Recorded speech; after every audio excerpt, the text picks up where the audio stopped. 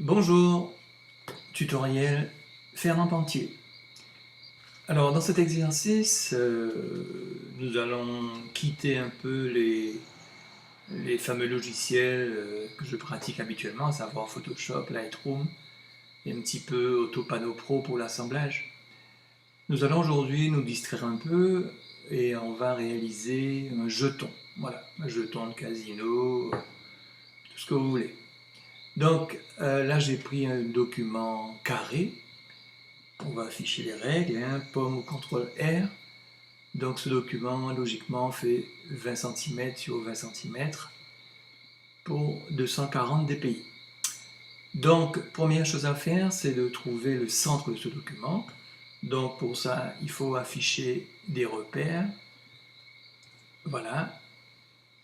Et si vous ne savez pas faire ça, vous allez simplement dans les règles ici et vous tirez un repère. Voilà. Donc les miens sont déjà là. Vous pouvez aussi les masquer en faisant pomme ou CTRL H. Pomme ou CTRL H, on affiche, on enlève. Voilà. Et pour les règles, là-haut, pomme ou CTRL R. Voilà. Donc une fois mon document ainsi réalisé, je vais donc prendre mon outil de sélection circulaire avec 0% de contour progressif. Je vais me mettre au centre de mon document. Voilà. J'appuie sur la touche majuscule pour obliger ma sélection à être circulaire. Et j'appuie en même temps sur la touche Alt pour faire démarrer ma sélection du centre de mon document. Et à partir de ce moment-là, je peux tracer ma sélection en lâchant la souris avant les touches du clavier. Voilà, j'ai donc, grâce à la touche majuscule, un cercle, et grâce à la touche Alt, mon cercle est parti du milieu du document. Si je n'avais pas fait cela, j'aurais certes eu un cercle parfait en appuyant sur la touche majuscule, mais il ne serait pas positionné au centre de mon document. Donc tout cela fait partie des choses à savoir. Une fois que j'ai ma sélection, je vais fabriquer un premier calque que je vais remplir avec un dégradé. Mon dégradé, je vais le choisir multicolore. Je choisis la deuxième option des dégradés en haut à gauche. Je me mets au centre de mon document, j'appuie sur majuscule pour contraindre à faire un dégradé bien régulier. Et voilà ce que j'obtiens sur un premier calque ici. Je vais créer tout de suite un second calque tout en étant sélectionné. Je m'assure que j'ai du noir en arrière-plan. J'appuie sur la touche commande et supprimer, ce qui a pour effet de remplir ma sélection avec la couleur d'arrière-plan. Maintenant que j'ai fait ça, je peux désélectionner mon calque numéro 2. Alors maintenant, je vais prendre l'outil de sélection rectangulaire. Je viendrai ici faire un grand rectangle au centre de mon image. Voilà. Et j'efface une partie de mon calque noir.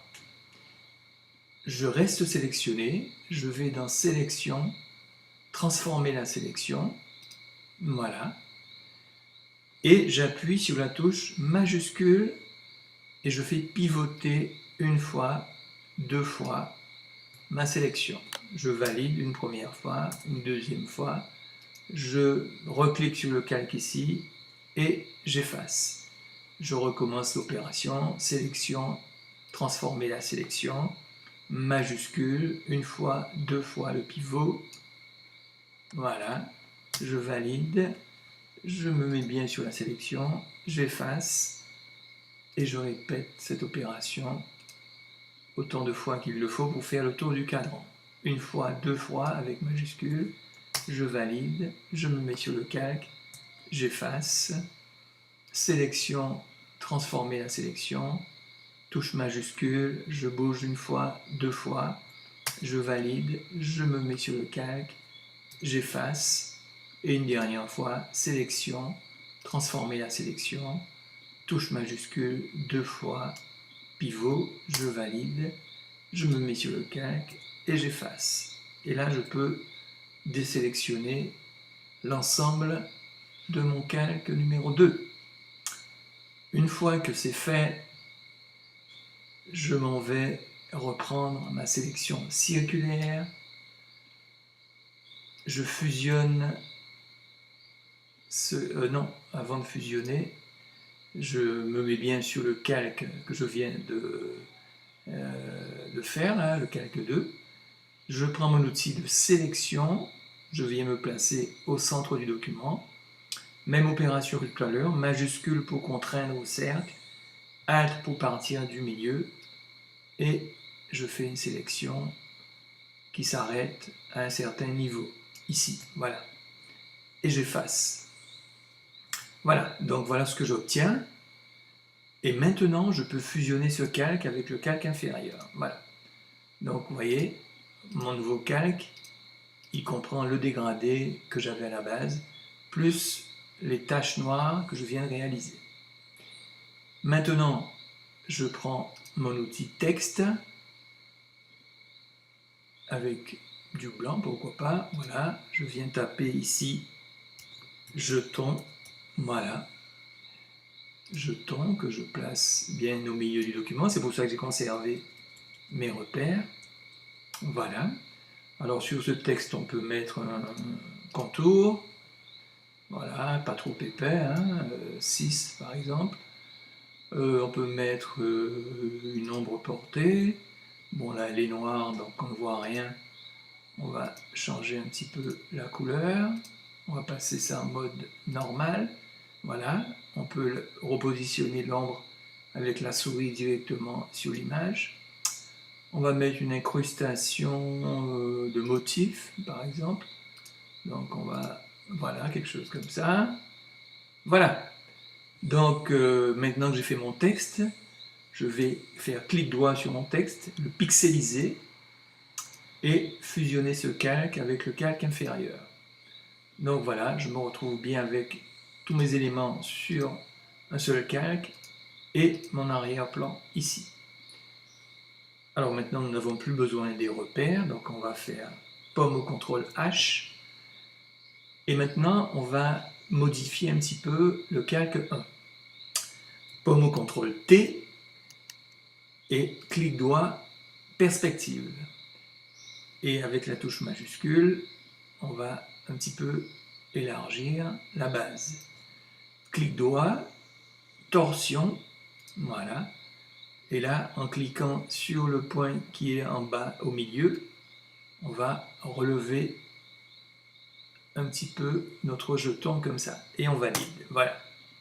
Et maintenant, ça ressemble à quelque chose, mais ce n'est pas vraiment un jeton.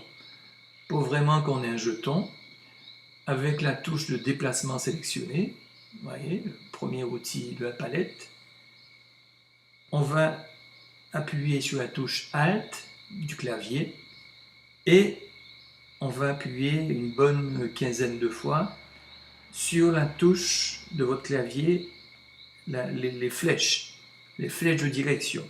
Donc on appuie sur la touche Alt et hop, voilà, j'appuie une bonne vingtaine de fois sur la touche, la flèche supérieure de votre clavier. Voilà.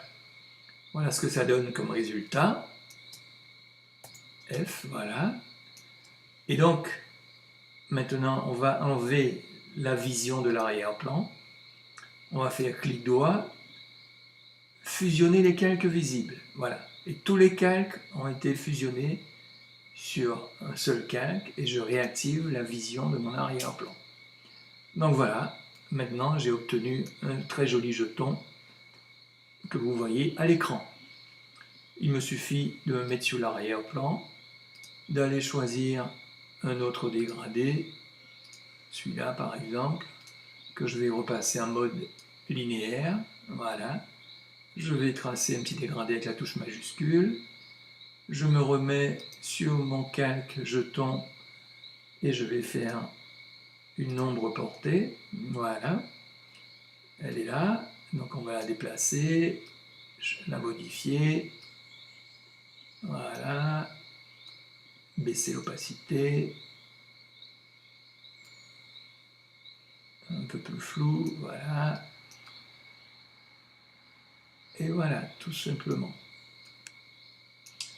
OK, et maintenant on peut déplacer comme on veut notre joli jeton, on va l'agrandir un peu, pomme CTRL T, majuscule pour contraindre aux bonnes proportions. Et voilà notre jeton terminé. Donc je pense que ça vous a un petit peu distrait et vous pourrez reproduire ça chez vous dès que possible. Voilà, tutoriel faire un portier et à bientôt.